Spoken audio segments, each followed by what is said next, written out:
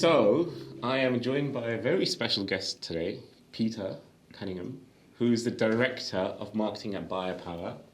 So, fun fact about Peter, we actually met in 2015, all those years ago. There was no AI, there was no TikTok, there was no Snapchat, and my colleague over there recording probably wasn't even born. So, this goes against all sorts of child labor laws, which we don't abide by here at Zero Calorie Marketing. Firstly, Peter, another fun fact about Peter, which I just discovered, is he has like a semi-photographic memory. Yeah, it's something that's actually been quite useful for work and also studying. That as long as I concentrate, and normally do that by writing notes, and sometimes my handwriting has got worse as I've got older, but if I do that, I can remember the things of the meeting. I can do the meeting notes very quickly. It's quite interesting right now because our CEO is getting very into AI, and he's got some very cool tech which listens to all your meetings and summarizes it very, very efficiently. Oh, wow. So I always thought I had a bit of a natural advantage because I was able to do bullet notes of like the meeting very, very quickly afterwards and be very accurate. Who needs AI when you have Peter? Exactly. Firstly, Peter, I know you, but the camera doesn't know you. So who are you and what do you do? So I'm marketing director of Buyapowa. I'm coming up for 10 years there. Yeah. So Buyapowa is a company. We do what we call now reward marketing. So that involves three different parts. So it's referral marketing. So we work with enterprise business only. Yeah. So typically B2B2C. We have some B2B clients, but you've got three parts. Referral marketing is you get your customers, your past customers, or your employees to refer you. They've had a good experience with you. You offer them an incentive to refer a friend, and you can drive customer acquisition. We have another one, which is reward payout. So any circumstance you want to pay out a reward to someone, maybe they've been a good customer 2 years, maybe it's their birthday, maybe it's you made a mistake and you want to say sorry, or maybe it's win back, whatever. We have a platform that can automate that whole process. So you don't have people in the office with spreadsheets trying to send out vouchers. We can also see if they've been redeemed. And the third part of that we have is partner marketing. So the way I always think of it is if you were a pet insurer, and we work with lots of insurance companies, you might want to work with, say, Purina, because Purina makes pet food. Yeah. And you could tap in not only to Purina's customers, but their friends. Yeah. So before this becomes a complete Buyapowa sponsored podcast, which we hope it will at some point, we want to get to know you, Peter, and get to know how you got to where you got to, because you've got quite an interesting background because you actually studied law when you were at uni. So I actually studied history first time. I studied history with a minor in economics. Like a lot of people, when you get to 21, you don't really know what you're going to do. And I had about 4 different options. And I thought I need 5. And a lot of my friends were doing the conversion into law. Yeah. So I put law as number 5 just to have 5. And at the time my father did, which was a lot of good fathers did, was introduced me to a lot of people, quite senior people. And I spoke for, my father was a diplomat, we were in Germany at the time. I met the British ambassador in Bonn, very senior people in the UN, lawyers. And they all told me, don't do any of those 4. Do law. And I said, why should I do law? And they said, well, if you do law, you can do anything, which I suddenly found out was not quite true. It's very good to be a lawyer, legal recruitment. I found out what they meant afterwards, because actually what they meant was once you've had a successful law career, you could often go into politics or the UN or something like that. So I found myself in a profession, I wasn't bad at it, I just had no passion for it, and it took a lot from me. So I wanted to do something different. I ended up doing an MBA. Since then, I've worked, since 2003, so 20 years, I've worked in online businesses or internet technology. And that's been across B2B, B2C, B2B2C. So I've seen all the different mix. So essentially, a lot of the marketers that we've been speaking to here on this season specifically, they've kind of followed different paths into where they got to where they are right now. It seems marketing is one of these kind of roles where you can pretty much come from any discipline and make it your own. Would you agree with that? I wouldn't. What I'd say is that marketing keeps opening up new avenues, like new technologies. So I always remember, I used to go to Web Analytics Wednesdays a lot, and I was talk to people. So how did you get into web analytics? And this is not an unusual story. I was an actor or an actress, not very successful, got a part-time job in an agency, and this thing called analytics came along, and someone said, who wants to volunteer to be the analytics person? I put my hand up and became the analytics person. So new technologies always open up opportunities. The other thing I'd say is everyone thinks they're a marketer. Everyone's a marketer at heart. Everyone watches, a TV and sees an ad and thinks they can be a marketer and they have a view on marketing. It's a deceivingly difficult profession. It's very, I think, easy to be mediocre at marketing. It's very difficult to be good. So I think coming to marketing with different backgrounds is great, but you need to put a lot of effort, a lot of study, a lot of self-study. You need constantly learning. Honing your craft, essentially. Yeah, it's one of the things I love about marketing, and particularly so I've worked with startups, growth businesses, turnarounds, internationalization. Never actually worked with a VC backed, but I've worked with everything else, investment trust, pension funds, high net worth. So the same kind of thing, high paced, fast moving. You've always got to learn something. Marketers, obviously, every single marketer I speak to usually has around 50 emails in their inbox before even they get out of bed, or maybe even more. I would say yes. As a marketer, we're quite often responsible for those emails.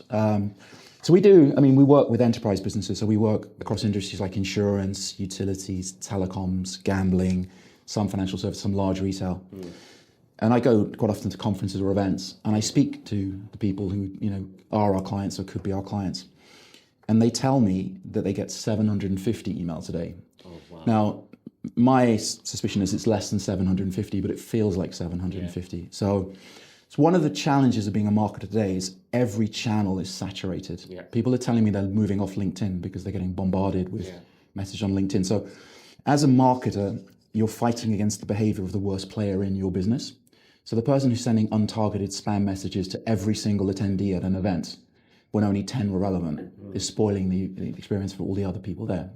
Same with your inbox. So yeah, I'd say I get a couple hundred emails a day. If I open my spam filter, it's actually quite impressive to see how efficient your spam filter is. It's not any real spam, it's newsletters I used to read and stopped opening. Oh God, LinkedIn newsletters is the bane of my life, honestly. And it used to be, it was quite novel at the beginning, in terms of, this is quite insightful. I follow this person, so I want to hear about their views about X, Y, Z. But they've kind of weaponized it and made it into almost like a purely sales channel. So that's part and parcel of the game, I guess.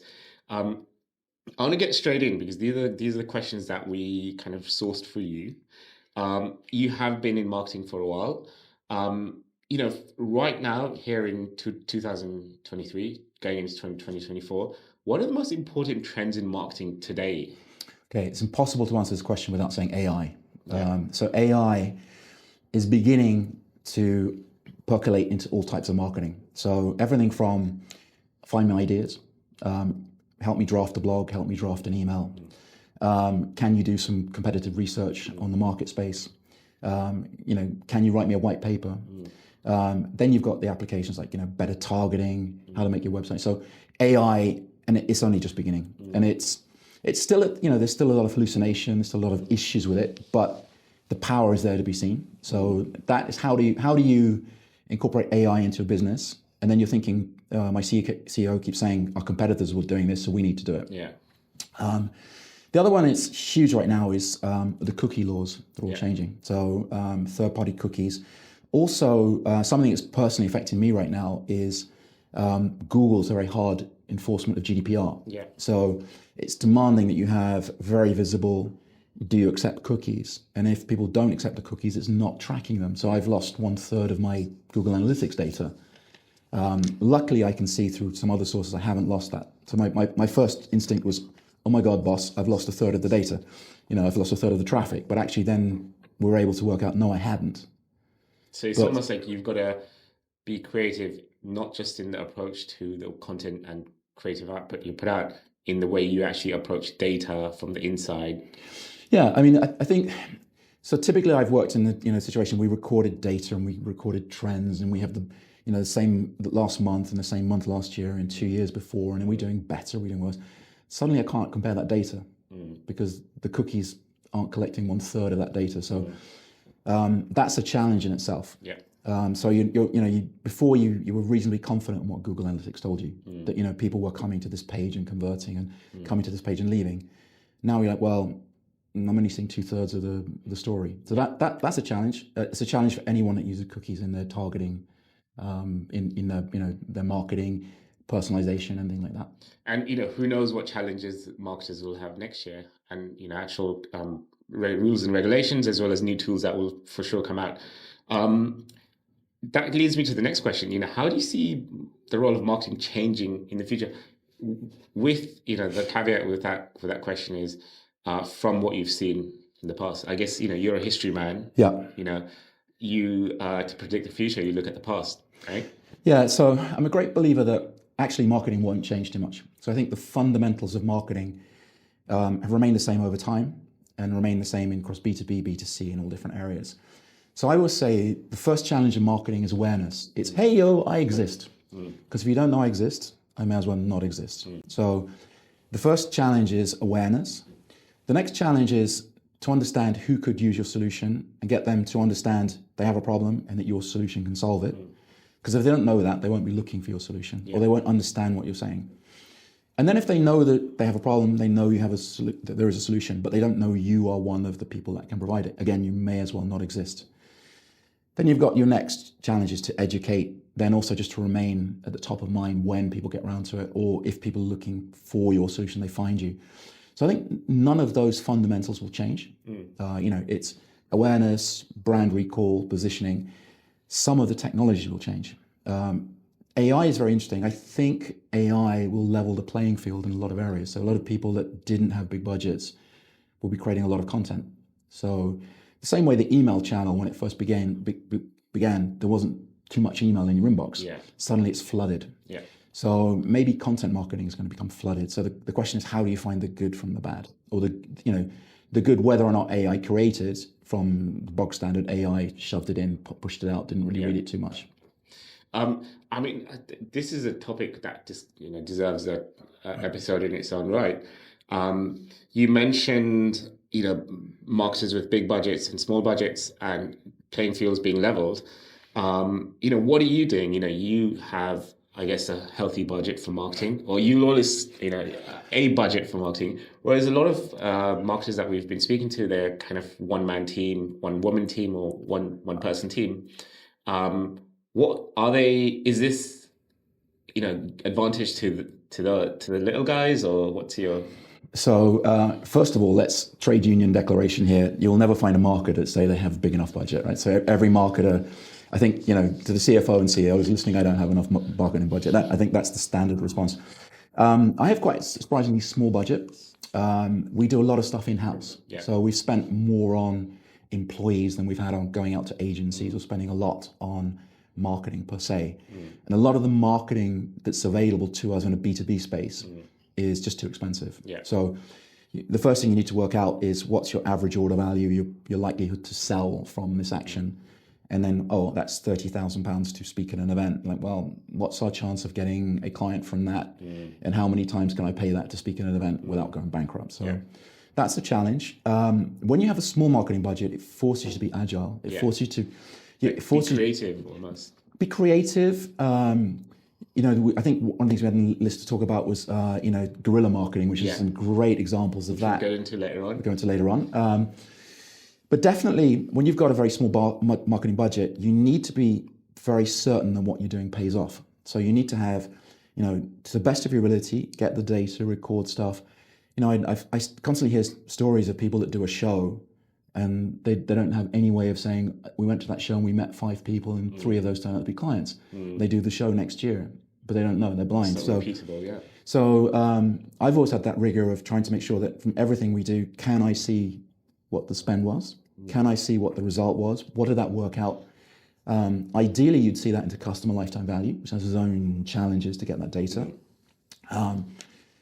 In a B2B world, it's a bit different if you're B2C because the huge numbers, you can see volumes. But in B2B, quite often there's serendipity. So you'll quite often say, hey, we did this year. It didn't work. Worked really well last year. Why is that? Or the other one is there's a temptation sometimes to turn a channel off. But then bang, it gives you 2 clients and suddenly it's paid for the last 3 years. So we're going to get into the fascinating world of guerrilla marketing and everything else you've mentioned in a bit more detail. But in a short summary, would you be able to say, from your perspective, how do you measure the success of marketing campaigns? Not just necessarily in your role, but from your roles you've had before. Yeah, so measuring success depends on your objectives. Yeah. So every marketer has different objectives. So if I was marketing for a breast awareness cancer charity, I would want women to be aware that they should go and get screening or prostate cancer or something like that. So, maybe I'm not actually, all I'm kind of trying to work out is you might do an opinion poll in the street, how many people have heard of this, but that's awareness. Other people are looking for leads, other people are looking for free trials, other people looking for just brand awareness, recall. They've already got all the customers they need, they just want them to remember that they are a customer.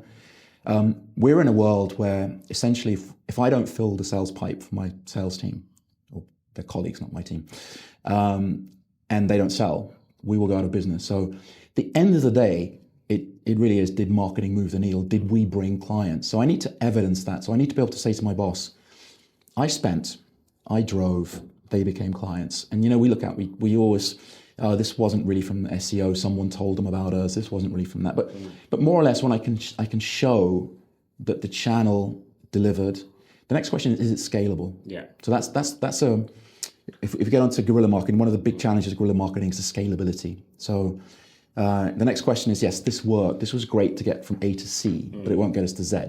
So you've got to work out, and some channels you can throw as much money at it and it won't give you more than that. So measuring all that, so you've got to measure your different, your different touch points. So you've got your hard conversions, which someone you sold to. You've got your softer conversions down the line, everything from click to, request a demo, were they the right quality? Did sales actually feel confident that you got them the right, even if we didn't close it, did we think we talked to the right person? Yeah. So, some of those, I'm like, right, okay, so what we're doing, we didn't get a client, but we talked to the right guy at this insurance company. It's like this kind of classic battle between MQLs and SQLs. You sometimes you're just not able to kind of prove a return of investment, but it had an impact, and I guess it touches on things like top of mind as well as repetition, and people just literally seeing your logo around and giving that kind of impression of, okay, this is a safe pair of hands, or these people, they seem to be trustworthy. This is completely different and away from what this podcast normally talks about. Breast cancer and prostate cancer. If I've had some people who've had both, and if you're watching this and you want to go and get yourself tested out, completely nothing to do with this, please go and get yourself checked out, because if you catch it early on, then you'll be fine. So nothing to do with marketing, but just a bit of very good advice. Very good advice. I don't know if anyone will watch it, but please, if you do, get your parents to go and check it out. So please, this is very important. Away from that, I don't know how we went into that tangent. What has been the most challenging marketing project you've ever worked on, and how did you overcome them? So I did one. So I've never really kind of been the guy in a garage. I mean, I did help one company start up right from the beginning, but I set up my own company just after my MBA. But I had a technology from a Swedish company. It was already built, but it was basically bootstrapping. Yeah. So that was very interesting. So you're out there. The first thing I learned was straight out of a freshly minted MBA, did all my Excel sheets with all my calculations, how many would sell, what our price would be, and then I didn't realize how long it took to sell. How you had to give discounts off list price, then you had to get paid. That was challenging.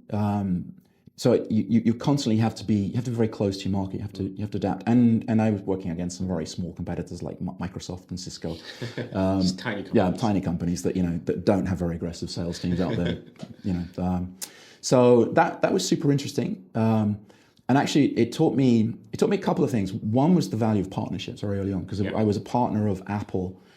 I'm going back to 2003. So this wasn't the Apple today. This was the Apple that was happy for me to pay €1,000 to have a corner of their stand because they couldn't afford the full stand. Or maybe they gave you £1,000 worth of shares, which would have probably been worth £500,000 right now. But it also taught me the value of. I was on the Apple stands at the Apple Expo with an Apple T-shirt, and came back with 50 or 80 business cards, and I thought, wow, this is easy. And I realized very early on that 50 times 0 is 0. Yeah. So actually, what I realized that from the School of Hard Knocks is actually one good sales lead from an event or an email is much better than 50 bad ones. So it's quality over quantity. We touched on this just before. Peter, what is guerrilla marketing? So guerrilla marketing is basically what you do when you don't have much money, or you don't have as much money as your competitors. So I've heard some great examples. I've heard, you go to a big conference, you can't afford to pay for the conferences, or everything's booked out. The breakfasts are really expensive, so people have parked the London bus outside doing, breakfast. So, people turn up, get a free bacon roll. That's a great example.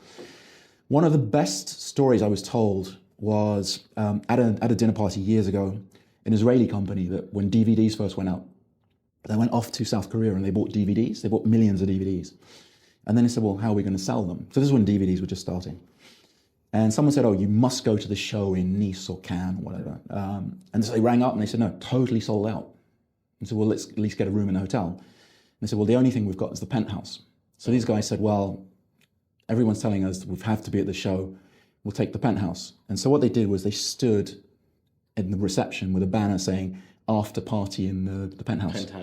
And of course, they threw all their budget to free drinks and nibbles. And they sold their entire stock to one guy. I mean, that's a classic example of guerrilla marketing. In my own case, it's a little bit of like, well, I don't have the money to do this big expensive show. How can I get in touch with that person? So, someone thinks we did a lot. People wrote an article in Marketing Week. Quite often, I would email that person saying, Suds, that was a great article you wrote. I really loved that point, and that, bears home on what we do. Interested in learning more. And if I get there quick enough, I'm probably the first person that told you that went public. Yeah. Because you're waiting for your PR person to get a message to say that it's gone public.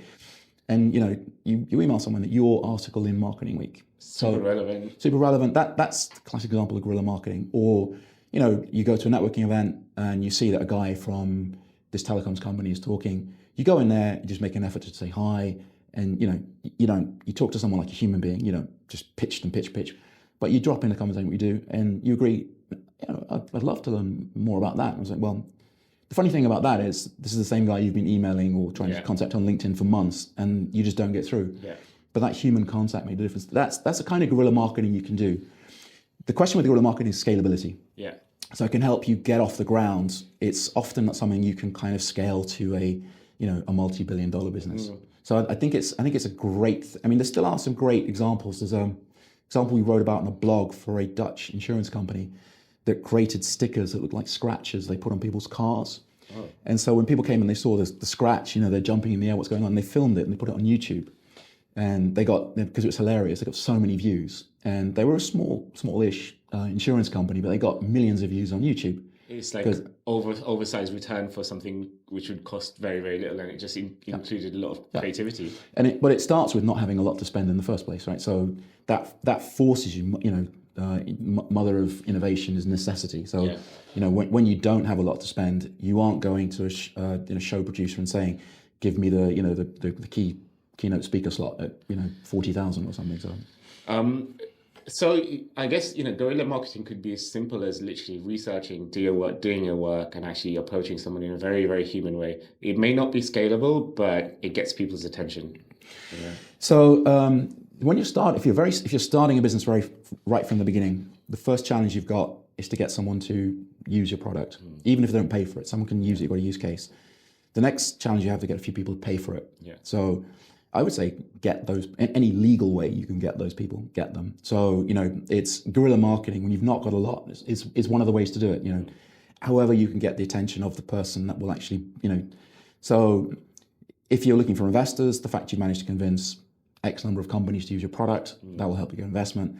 There's cash flow, at some point your friends, fools and families money will run out. So you need to get there. So, sitting back saying, I want to put some Google ads out there and let's see what goes on. You need to get there as quick as possible. And any way you can get there legally, ethically.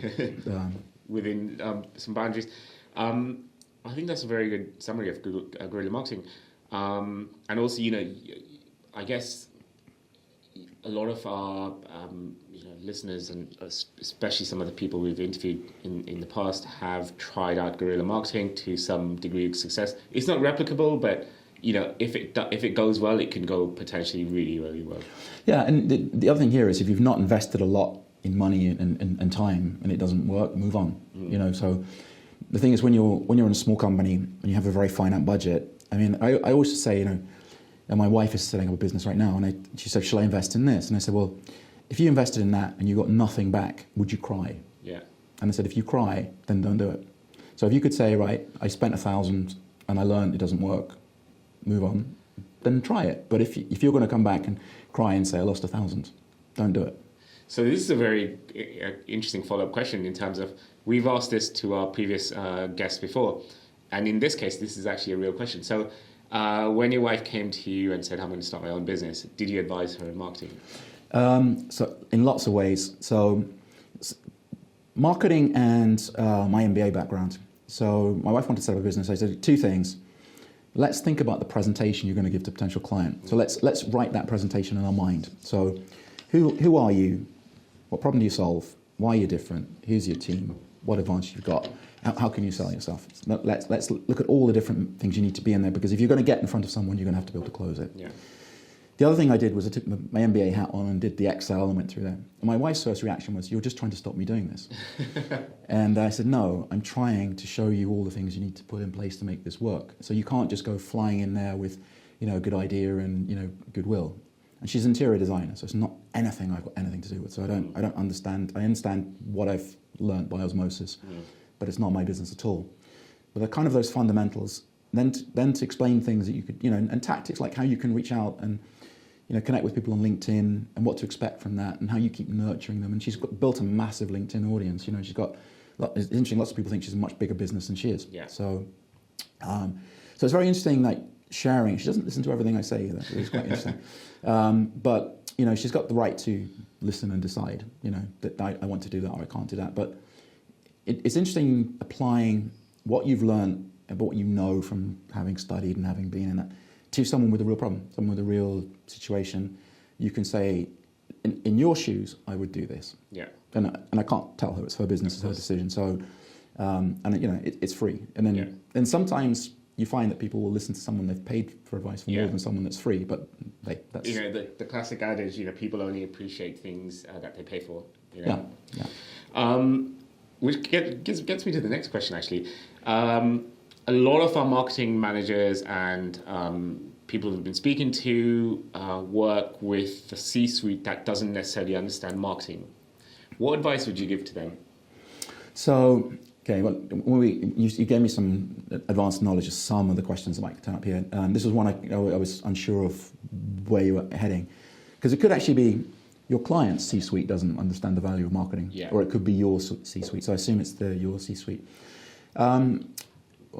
Once I had a really interesting conversation with a very, very, very erudite, very experienced gentleman in France, and he told me that he ran loads of businesses, and he told me that every business is something. It's a logistics business, it's a finance business, it's a marketing business, it's an engineering business, or something, and that blood runs through all its veins. So you have businesses that are marketing businesses by instinct. They were set up by marketing guys. You have other businesses with tech. They were set up by tech guys. And it's hard in any business when that's the prevailing mentality to make a case for. So, some people, marketing is almost like those are the kind of guys that fly air balloons around the Wembley Stadium. But if you're in that situation, so if you come from a business where the mindset is marketing, it's a blessing, and it's not always a blessing. It's a blessing in that you've got people that understand the value of marketing. Yeah. The other side of that is people try and second guess you all the time because maybe they've come from marketing background, they've come from marketing businesses. So I've always thought, and sometimes the best combination in a startup would be a really technical guy and a marketing business guy. They don't know each other's businesses, but they trust each other, or woman as well. So you could say, that person isn't going to try and second guess me. If you're in a situation where it isn't instinctively a marketing business, how do you convince those people to invest in marketing? You need to show value. You need to show, if they're a finance business, you need to get the spreadsheets out and show what marketing brought. You need to show that conclusively. Show actual numbers. If they're a tech business, you need to show how the marketing's helping, get the tech message across. And, and maybe the success of marketing led into sales, which got more tech budget. There's a way to position what you're doing as relevant to that business. So I think this is an interesting point because Bianca Bass, who was our guest a couple of episodes ago, said more or less the same thing, where you need to speak the language of the C-suite, which they understand, in terms of convincing them to part ways with a budget or trust you to do X, Y, Z. But also I spoke to another marketing director friend of mine, and she was saying she's quite well paid. Can't say how much or who she's working for, but It was like she's a senior hire. She got into the company, and the company just said, "Okay, we've got you. Do your marketing thing." And then she said, "Oh, so what's the budget like?" And they were like, "What budget?" You know, and it was like this kind of thing. Half the battle was, okay, you've hired someone fantastic, but I need the tools to kind of time my labor. So that's very interesting. Another question, you've touched on this before. How do you find partnership opportunities? And I want, the reason I had this question was because a lot of our guests sometimes they overlook partnerships. And so we have a partnership marketing product, which is, as I mentioned earlier, that if you were trying to market, but leave that aside. Say for a company like Buyapowa, and quite often what happens is a business is growing, you reach a point where you've reached the limit of how you can grow on your own, right? You can write more blogs, you can spend a little bit more on paid search, you can maybe do a few more shows, you can maybe do a bit more content, syndication. You've probably reached your natural limit. But out there are lots of businesses who already do business with your ideal client. So the question is, if I could get those people to talk to their clients, that's just a short circuit to find that person. So that could be in a new industry. It could be just the people I can't get hold of in my current industry I'm working with. It could be in another country. So I'd say it's actually fairly easy to find those companies. So, say if you're working like we do with lots of insurance companies, you might say, well, who are the people that work with insurance companies already? So you can find them. The next thing is you make sure they're not a competitor and they're not in bed with a competitor already. And then you look at, so it's quite often easy to find a person because there's often partnership people, business development people you can find on LinkedIn. They're often very busy. They're often solicited quite a lot. So you need to go with them a kind of sensible proposition. What would we do together? You need to understand what's in it for them, because people generally aren't charities, so another business isn't going to do something for you for free. So you've got to say, well, what can I bring you? Well, if I'm bringing you money, it's probably not that interesting for Google or Microsoft because they have lots of it. But what can I bring you that's cool? Does my technology bring something really cool which works with your technology and gives your clients added value, especially when we can integrate the two? Sometimes agencies say, well, we get quite a lot of kudos for bringing new ideas to our clients. So one of the big questions that marketing's faced over the last few years is what's the future of the agency model? So will agencies become irrelevant? And it was interesting, quite a lot of the agents said, did some surveys of their clients, and they said, well, you're our eyes and ears on the market. So we're focused on our day-to-day job. But actually, if you could go out there and tell us what's going to be the next big thing, you can help us get in there early. So, if you understand what's in it for the other person, the next thing is, you find that person, you get the right idea, get it moving. Then you need to work it. So I talked to the head of partnerships at another SaaS business a couple of years ago, and she gave me a very insightful way that she ran partnerships. So she ran everything A, B, C. So A was high value, but maybe high work. B was maybe not too much work, but low value. C was low value, low work. So she said, you need to sweat it. So with your A's, you spend a lot of time. With your C's, you just leave them. They might bring you a client, but you didn't spend a lot of time. But the A's, maybe you go and develop some software that integrates. Maybe you pay to do a double webinar with them, or maybe you turn up to their internal event and you're on their stand or something. So there's a lot you can do with partnerships. It's easy to find people. You just need to think very carefully what's in it for the partner. What can I propose? And then once you get that, how to manage it, because there's a lot of partnerships have that disappointment factor. On paper it sounded great, but they didn't move the needle, and there's always a reason for that. For those of you who are watching this in agency land, I spoke to a very senior exited founder, and his advice was essentially, yes, you can add value by, if the company's hired you to do SEO, you can do a good job with that. But if you can go to them and say, hey, here's the next big thing, then that's your job as an agency, because no marketer is complete. They're looking for ideas that they can go to their boss with and look good in front of them, or bring something that's innovative that no one's heard of. So it's almost like agencies, people who are in agencies, their responsibilities to actually bring new ideas to the table. One thing I want to we've got a whole load of questions, but I just want to quickly just pick your brains on this. Ideal customer personas, and how often should a company revisit them? firstly, how do you identify them, and how often should you revisit them? Again, it depends entirely on the business you're in. So if you work in huge B2B, like aerospace or something, there's probably a very small number of buyers that could buy your product. You may know the names, actually personally know all the people you've got to sell to. So it's a bit different. Go to the other end, you go to high volume consumer, impossible. So you have to create personas and use them. In the middle, anything in the middle between those, it's a kind of, so what are you doing? Some companies, everything they do is, how would Claire view this? Claire is our housewife, age 35, 2 children, divorced, part-time job, reads this newspaper, goes on holiday to Crete, does this kind of stuff. Her problems in life are this. And you think about, did we write stuff? Did we create a product that addressed her needs and her fears and is it in her language? So you can do that.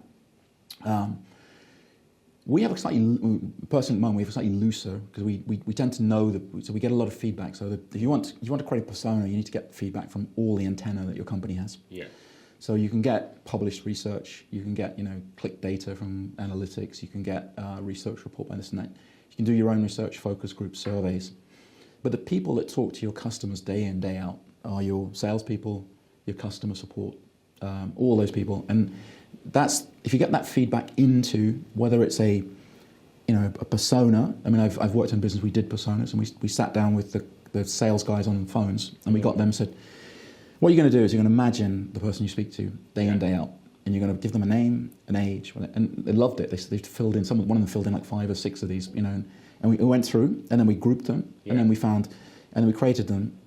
The person who used them most was the training department, because they used them to train the new customer service agents. I see. So we used them, but we didn't use them as religiously as I thought we would.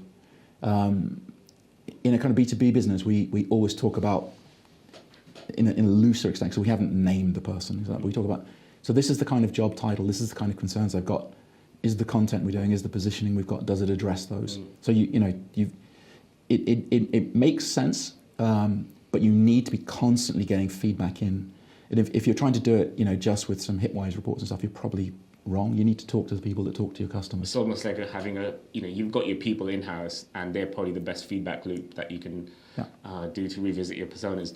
Another really quick one, 2 things really. Attending, how do marketers go about public speaking at large events? I know you've done a few of these. Any tips? So I could do a whole podcast on that, right? I've done so many. I think we met at a talk event when you spoke. Actually. Yeah, quite possibly.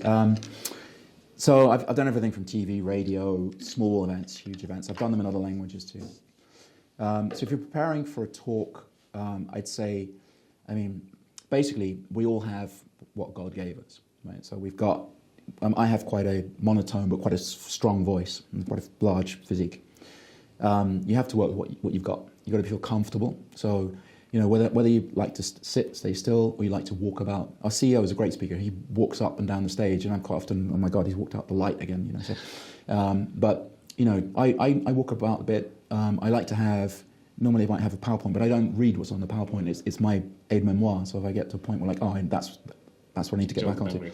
So the main thing is prepare. Talk about something you know about, right? Don't do someone else's speech. It's the worst thing you can ever do. Talk to people. Talk a little bit like it's a conversation. Yeah. Definitely. The other thing is just do it. Do as much public speaking as you can do. The better you'll get. My wife's doing Toastmasters at the moment, so she's going through that, learning that. It's quite interesting hearing what they're teaching her. But the main thing they're teaching her is just do more and more and more, which is exactly what you need to do. So. I wasn't a natural speaker by any means. The first time I ever spoke at school, I held the table fiercely and shook. But doing it more and more, even informally in the office with 6 people, it just became more natural. And if you see yourself being filmed, it's actually quite interesting because you see the tics you've got, and you see what you don't look at the audience, you don't you don't project. The other thing is you see actors. Actors do lots of exercises before they go on stage to clean out the lungs. The classic Shakespearean actor with 2 hands on the side and the legs apart to get the chest power up. Position, I think. Power position, yeah. So, but all of those things help. But the best thing you should do is just do it. Do as many as you can. Practice, and as in tips for approaching organisers. Would you, I guess opportunities come to you?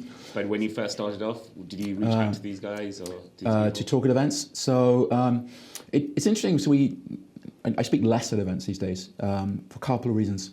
At different times, I was a more innovative startup business. There were a couple of social networks, for example. So everyone wanted to hear about social. And when you're at startups, there's lots of really good startup events, which we've long outgrown being a startup. Yep. So those cheap or free events have kind of vanished.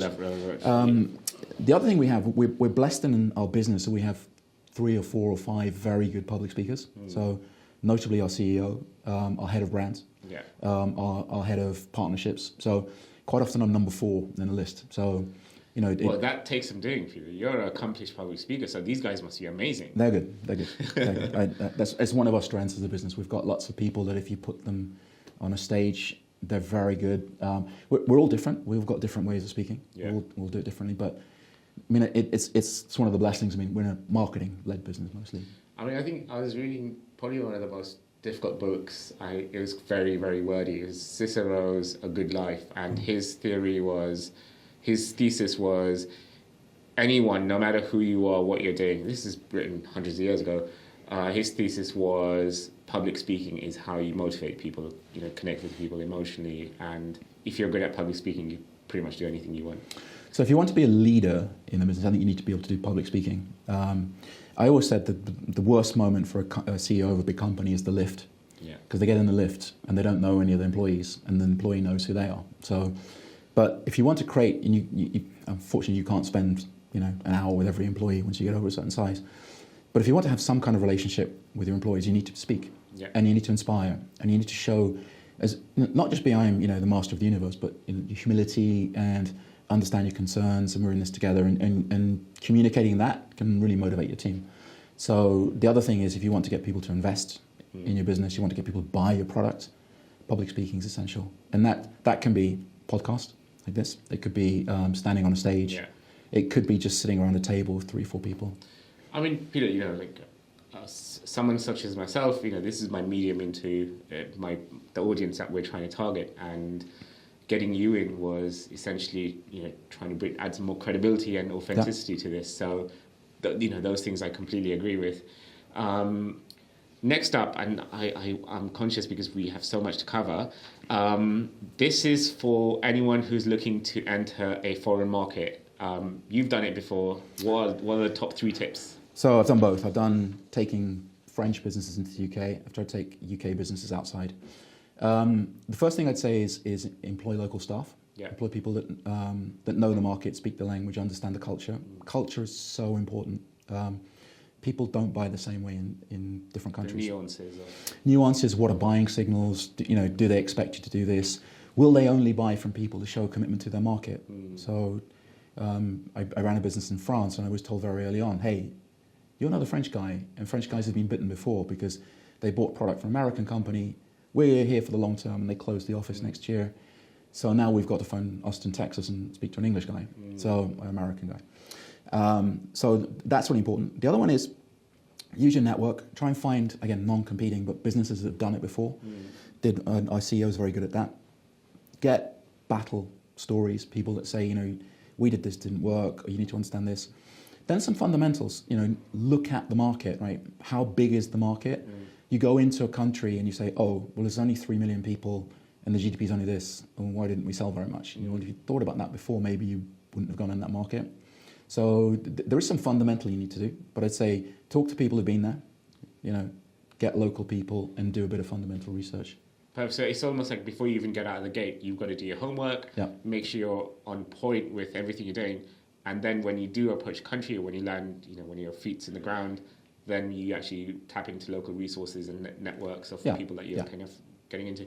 2 things, 2 last things before we get into our rapid fire questions. What is gamification?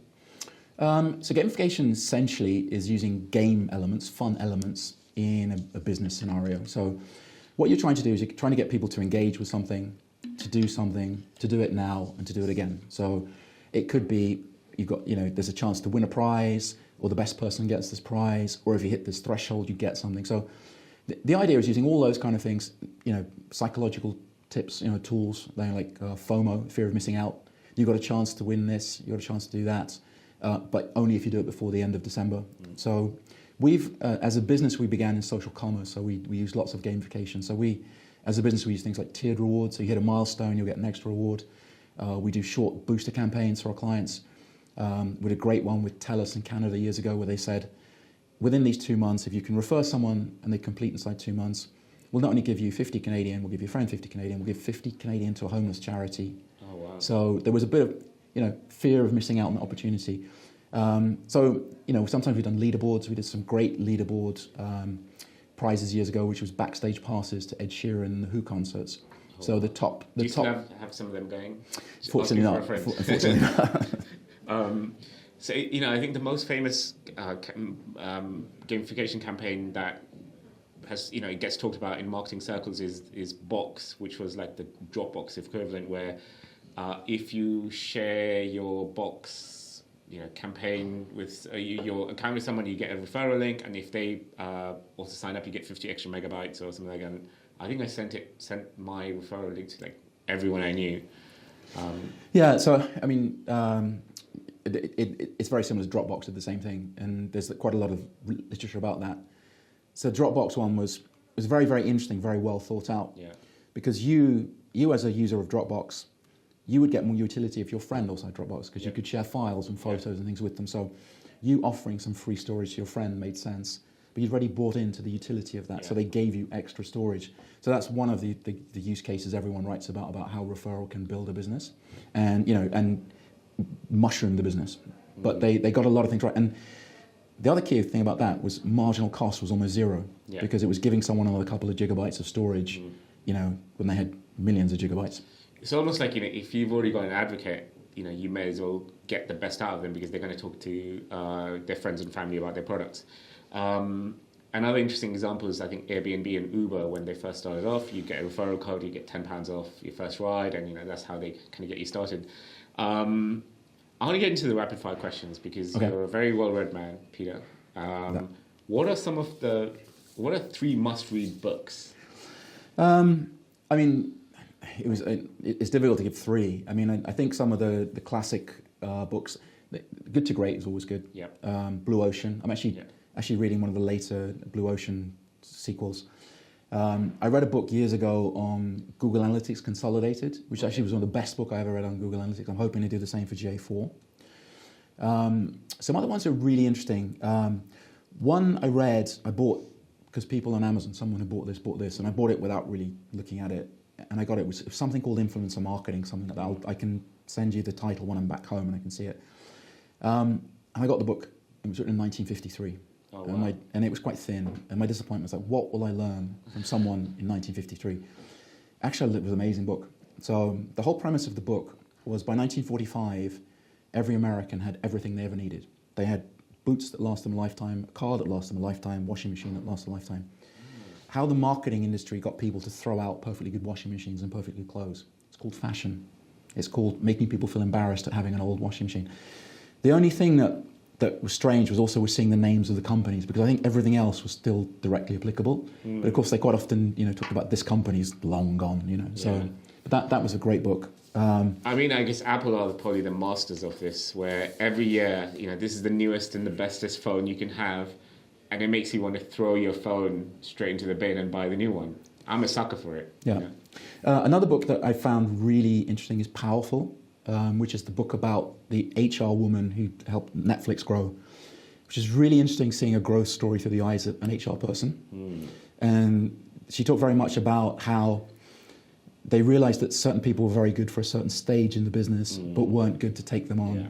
And that what they did was they were very upfront with those people, and they helped them exit with good package. It was done in a kind of nice way. They let people know that you're probably not the right person for the next stage in our development, but you're going to leave with a packet of stock options. So that was very interesting reading that, and just because you quite often hear it from the perspective of the founder, not HR.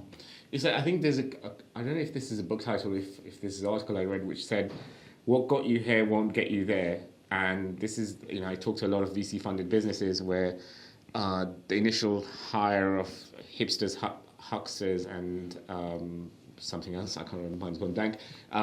They can get the business from kind of bootstrap to funding, but then the same essential keys and skills, key skills, won't carry them to Series A to Series B, B to Series C. So yeah, when I did my MBA, I did an entrepreneurship specialization in it. It was quite interesting.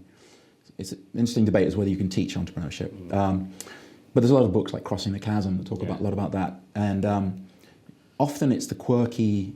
I mean, the Steve Jobs, I understand, was a very, very difficult character. Very, very difficult person. All read his book. Yeah, but I've met people that have, they've sat in a dinner next to him and he didn't say a single word to them for a full 3-course dinner. Oh, wow. So a lot of those people that set up businesses, really innovative ideas, are quirky, they're innovative, they're often asocial, they're not good managers, but they're futures gazers. And they're great at getting a company off the ground, but they're not good managers. So often a lot of VCs would say, yeah, we need to manage that person out, and what I understand that in Silicon Valley, they have a better view. They see that they don't want to, throw that person out with nothing. They try and make sure that person leaves with something. So they know that person will go back and create another business and feed them again. So I understand, I'm maybe a bit out of date on this, but I understand it wasn't as similar in Europe, where people tend to think, hey, and off you go. It's like, training someone who's always been in B2C and expecting them to suddenly sell to enterprises. There is an adjustment period. People can adjust and be trained up, but the skill sets needs to be trained up and I guess honed in so they can find their true passion in something else. So there's lots of little things like being able to delegate. Yeah. So if you are a founder, you've maybe been every single decision went through you, giving up that power. The other one is sometimes some of those people are very irascible. Yeah. And doesn't work very well having a personality like that in a big company with HR, etc. So a friend of mine, probably the most brilliant man I know, he's my best friend. He's a PhD from a top tier university. He's amazing at what he does. He's a mathematician or physicist. There's beef between them, so I don't know what he likes to call himself. But he's a numbers man. He's brilliant. He's got a PhD, but he's just not able to manage people because it's just not his thing. Yeah. He's not wired up to do that. Whereas give him a developer tool, give him an issue, give him a problem, he'll be able to solve it straight away. I know we kind of spoke about this off air. People you follow, people who inspire you. So I've never been someone who follows people. So I know everyone will say Elon Musk. I personally think the guy's a megalomaniac. And I have a lot more admiration sometimes for the local business person that sets up a local business, provides employment in a backwater town, and goes through all of the problems of interest rate hikes and banks that suddenly won't lend to them, or losing a key supplier, that kind of stuff. And sometimes those are my heroes, the nameless people like that. So I don't follow one person, but I tend to be kind of smorgasbord. I drop in and I read stuff from someone. Stuff filters up to me, so obviously read things or I see things on the internet and I'll read from, that person. I enjoyed their blog or quite interesting ideas, but I've never been a religious follower of one person. So it's more like characteristics and personality types that you kind of admire. Yeah, it's something that I think you can take something from everyone. You can take even some of the most inspiring conversations I've had have been with people that run a small business and nothing to do with what I do. It's people that told me they started on the kitchen table with a telephone, and set up a business now worth X million.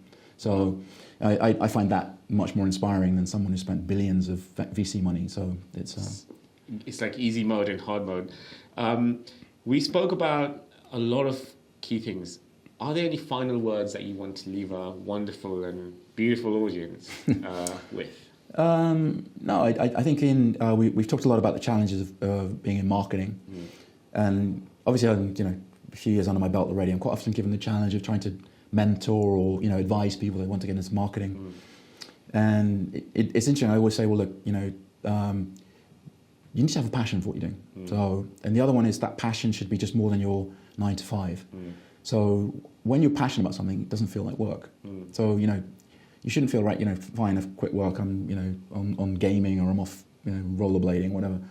But actually, the fact that you're interested in what you do, you see something, you think, that could be. So if you have a natural passion for it, that's something I think that leads you, you're in the right direction.